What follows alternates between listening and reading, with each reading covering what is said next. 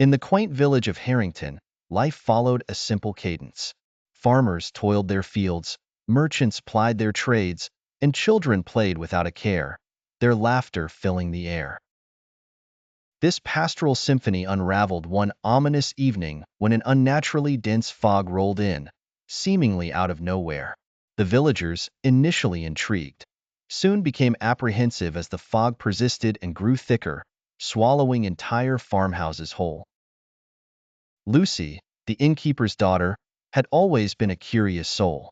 While others huddled indoors, she ventured out with her trusty lantern to investigate. She walked through the suffocating mist, her footsteps echoing on the cobblestone.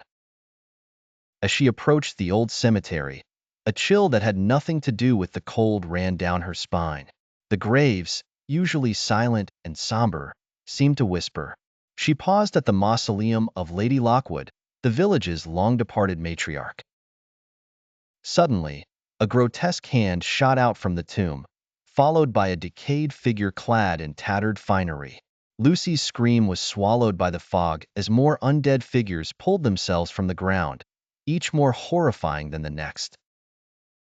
They moved with a nightmarish synchronization, like a macabre ballet, eyes milky and devoid of life but filled with an insatiable hunger. Meanwhile, in Harrington's only tavern, the patrons were growing uneasy. Oliver, the blacksmith, claimed he heard singing in the distance, an ethereal and chilling melody. But when they opened the windows, there was only the impenetrable fog. Fear clawed at their insides. Something was terribly wrong.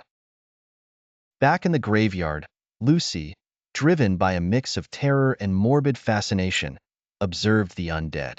Their song grew louder, a haunting lullaby that seemed to enthrall her.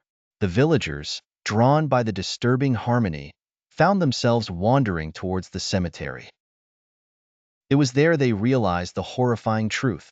The fog was drawing their life force, and those who succumbed joined the undead choir.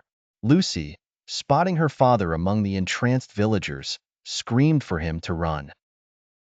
He snapped out of the trance and bolted, dragging Lucy with him. They rushed back to the inn and barricaded the door. Inside, they heard the chilling melody reach a crescendo, then abruptly stop.